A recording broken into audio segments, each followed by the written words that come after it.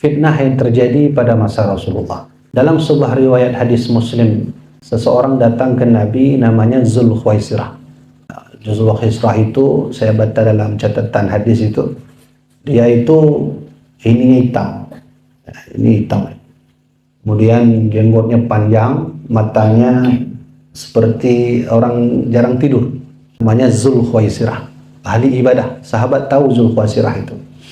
Ahli ibadah, tahajud tak pernah putus, duha jalan terus, puasa tak pernah putus. Jadi dalam riwayat hadis yang sungguh panjang, saya tak hafal hadisnya karena panjang sekali hadisnya. Nabi suatu hari sedang membagikan harta ghanimah, harta rampasan perang. Singkatnya, Zulkhuwaisirah datang. Apa kata dia depan Nabi? I'dil ya Muhammad. Wahai Muhammad, berbuatlah adil engkau. Itu Zulkhuwaisirah kalau hadir di balai ini, dia sopan nggak sama Nabi gitu. Saya waktu baca hadis itu, naik darah saya. Wah, kok berani sekali Zulkhuwaisirah. Dan alhamdulillah marah saya berhenti ketika saya baca hadis di bawahnya itu. Ada sahabat Nabi di samping, dia dengar itu. Namanya Umar bin Khattab. Ada lagi, dia lepaskan pedang, kata dia, Nabi apa perlu saya penggal lehernya dia. Enak aja, kurang hajar itu orang dia. Hadis surat Muslim. Kata Nabi, Pak, jangan, kau akan lihat nanti keturunannya, bagaimana fitnah yang akan muncul sama seperti dia. Para alim ulama sepakat bahwa masa Nabi, Zulkhuwaisirah ini adalah cikal bakal munculnya Khawarij. Pertanyaannya, Khawarij apa sudah ada di Aceh? Sudah, nanti saya jelaskan. Saya jelaskan sejarah dulu. Dan betul memang, setelah tak ada lagi Rasulullah, apa yang Nabi sebut itu terjadi. Pertama, kasus perpecahan umat masa itu, umat muslim. Ada salah seorang anak sahabat Nabi, namanya Abdullah bin Zubair bin Awam. Ya, itu anak daripada Asma binti Abu Bakar, yang Nabi beri gelar Zatun Niqhatain. Zatun Niqhatain itu seorang perempuan yang sedang hamil, karena tahu Nabi di atas gunung, dia belah itu tali pinggang, dia kasih ke Nabi. Itu panjang ceritanya itu. Jadi Abdullah bin Zubair bin Awam itu anak daripada sahabat Nabi dan juga saudara Nabi. Singkatnya saya ingin cerita, beliau terbunuh sedang dalam keadaan beribadah di kota Madinah. Mohon maaf, kota Mekah. Dalam keadaan ibadah, beliau dikirimkan manjanik. Manjanik itu senjata orang Arab dulu, itu dia seperti ketapel besar, ada tali. Jadi kalau mau lepaskan ketapel itu dipotong tali dulu. Maka terlemparlah itu. Itu terkena manjanik sehingga beliau syahid. Ternyata yang membunuh Abdullah bin Zubair bin Awam itu adalah orang yang seperti Zulkhuwaisirah. Ahli Quran, pandai hadis, tafsir pandai, tapi pikiran Khawarij. Namanya adalah Hajjaj bin Yusuf As-Saqafi. Nah itu, yang bunuh saudaranya sendiri Abdullah bin Zubair bin Awam.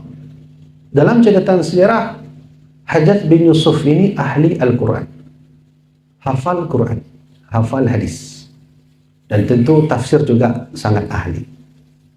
Apa yang membuat pikirannya tak baik padahal dia hafal Quran? Timbul lagi masalah. Seorang hafal Quran enggak? Ahli Al-Quran, ahli hadis, pandai dalam bidang tafsir. Dia adalah Ibnu Muljam. Ibnu Muljam pandai dalam menafsirkan Quran. Bahkan beliau sendiri diutus oleh Umar bin Khattab untuk mengajari Al-Quran di suatu daerah. Alhasil, kaum muslimin, apa yang terjadi? Dia mengeluarkan fatwa bahwa siapa yang membunuh Ali bin Abi Thalib, maka pahala besar. Coba lihat, tiga fenomena ini sudah menggambarkan bagi kita sendiri bahwa orang yang hafal Quran pun belum tentu hatinya Al-Quran. Orang yang pandai tafsir Quran pun belum tentu jati dirinya seperti Al-Quran. Ada yang miss di sini, ada yang salah.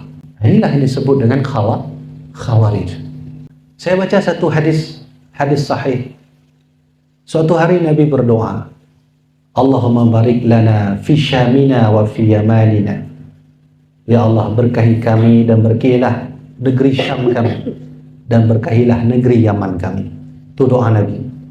Makanya di Yaman banyak Habib-Habib, karena Nabi berdoa untuk Syam dan Yaman. Syam itu daerah Palestina, itu Syam, Palestina, kemudian nanti kalau dulu sebut Damaskus itu di atas itu. Lalu ada seseorang, dia datang dari belakang, dia bilang, Nabi doakan untuk Najd kami. Nabi tak menggubris. Nabi baca lagi, Allahumma barik lana fi Syamina wa fi Yamanina. Doa Nabi yang kedua. Sahabat lain, amin. Datang lagi salah seorang, Nabi tolong doakan untuk Najd kami. Nabi pun tak menggubris. Yang kedua. Sehingga Nabi berdoa yang ketiga, Allahumma barik lana fi Syamina wa fi Yamanina. Sama seperti doa tadi. Datanglah yang ketiga, itu salah seorang bilang, Nabi untuk Najd kami. Di situ Nabi marah. Pertama, ini orang tak sopan. Seharusnya kan Nabi tak jawab, itu tanda bahwa tidak disetujui. Dia paksa. Yang kedua, Nabi tahu Najd itu, kata Nabi, hunaka zalazil wa yatla'u qarnus syayatin. Kamu tahu Najd itu apa yang terjadi besok? Enggak tahu Nabi.